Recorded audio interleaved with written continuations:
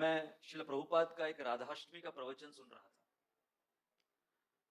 तो श्रील प्रभुपाद राधाष्टमी के प्रवचन में केवल 25 मिनट का उनका प्रवचन है राधाष्टमी पर, और आप विश्वास नहीं करेंगे, उन 25 मिनट में श्रील प्रभुपाद 24 मिनट वो भगवान श्री कृष्ण की महिमा का गुणगान कर रहे। कैसे भगवान श्री कृष्ण वो सर्वश्रेष्ठ हैं, परम नियंता है, परम रचयिता हैं, सृष्टि करता है, इत्यादि इत्यादि। 24 मिनट तक श्रील प्रभुपाद केवल भगवान श्री कृष्ण की महिमा का गुणगान कर रहे हैं, और लास्ट के 1 मिनट श्रील प्रभुपाद कहते हैं, और ये परम नियंता भगवान श्री कृष्ण श्रीमती राधा रानी के चरण कमलों पर गिरकर उनकी कृपा याचना करते हैं।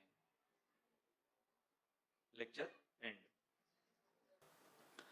तो जैसे हमने कहा कि श्रीमती राधा रानी का प्राकट्य पद्म पुराण में वर्णन है कि एक दफा जमुना के तट पर भगवान श्री कृष्ण अकेले बैठे हुए थे। अकेले बैठे भगवान श्री कृष्ण वो सोच रहे थे कि मैं पूरी सृष्टि को आनंद देने के लिए हूं। पूरी सृष्टि में जहां कहीं पर भी थोड़ा बहुत भी बद्ध जीव भी कहीं आनंद या सुख का अनुभव करते हैं, उसका स्रोत मैं ही, चाहे वो भौतिक क्यों ना हो। आध्यात्मिक का तो मैं हूं ही, भौतिक का भी, परंतु मुझे आनंद देने के लिए कोई नहीं। तो यहां परम पुरुष, सर्वशक्तिमान, षडैश्वर्य पूर्ण भगवान श्री कृष्ण वो अपने स्वयं के ऊपर तरस खा रहे थे कि मुझे आनंद देने वाला कौन। और जैसे ही उनके मन में ये विचार आया तो उनके वाम भाग से, बाएं भाग से ये सुंदर स्त्री, ये सुंदर बालिका ये उत्पन्न हुई। और क्योंकि ये बनी हुई थी भगवान श्री कृष्ण के राग से, अर्थात भगवान श्री कृष्ण के भाव से, और जैसे ही ये प्रकट हुई तो ये भागने लगी भगवान श्री कृष्ण की ओर। जैसे मराठी में कहते हैं ना, धावणे, तो भागने लगी। तो जो राग से धावने लगी तो नाम क्या हुआ? राधा। तो ये जो राधा नाम, इसका विश्लेषण पद्म पुराण में इस प्रकार से किया गया।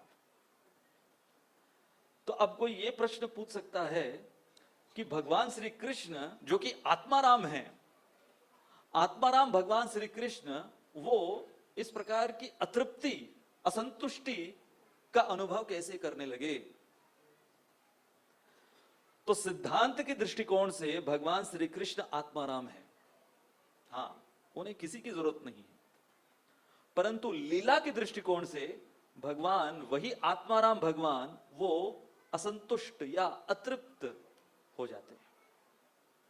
इसलिए श्रील प्रभुपाद उन्होंने एक प्रवचन में कहा, 1966 के उनके न्यूयॉर्क के प्रवचन में श्रील प्रभुपाद कहते हैं कि जब भगवान श्री कृष्ण वो अपने लीला को और रुचिकर बनाना चाहते हैं तो वो अपनी अंतरंगा शक्ति का विस्तार कर कर, और श्रीमती राधा रानी कौन है? भगवान की अंतरंगा शक्ति है।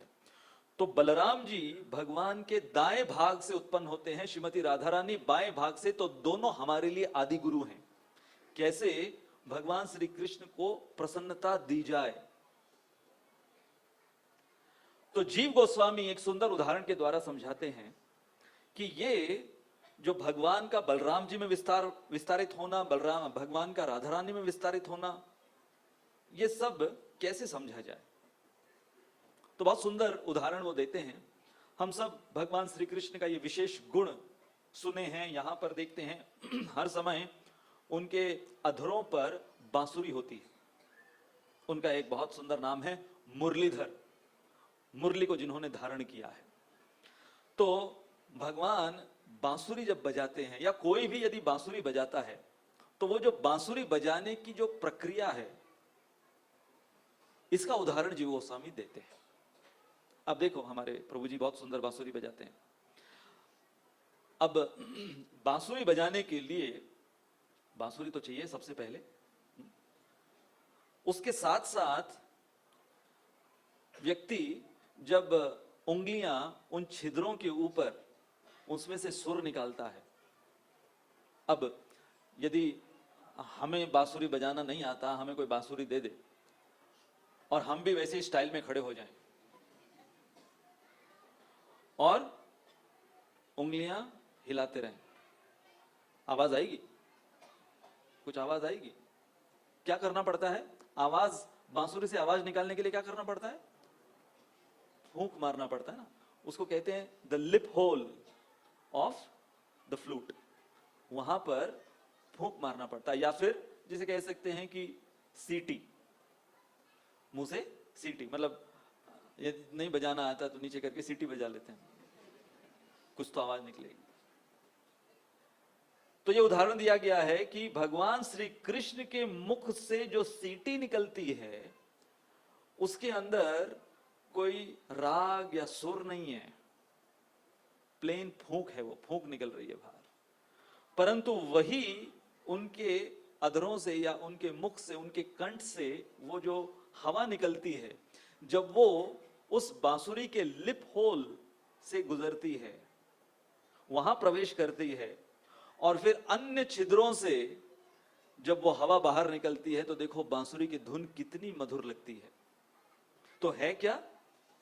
फूंक, मुंह से निकली हुई फूंक, लेकिन जब उन लिप होल और छिद्रों से वही हवा बाहर आती है तो ऐसे ऐसे सुर बनते हैं। कितना सुंदर ये उदाहरण, ये उत्प्रेक्षा दी है जीव गोस्वामी ने कि भगवान अकेले उस सीटी के समान है, उस फूंक के समान है। वो लिप होल है श्रीमती राधा रानी, कि वो फूंक जब उस लिप होल से पास होता है और फिर ये बाकी जो छिद्र हैं वो हैं और श्रीमती राधा रानी के अंतरंग पार्षद गोपियां, सखियां, मंजरियां, और इनके पूरे समन्वय से जो सुर और ताल निकलते हैं इस बांसुरी से, तो वो हैं भगवान की लीलाएं, भगवान की मधुर लीलाएं।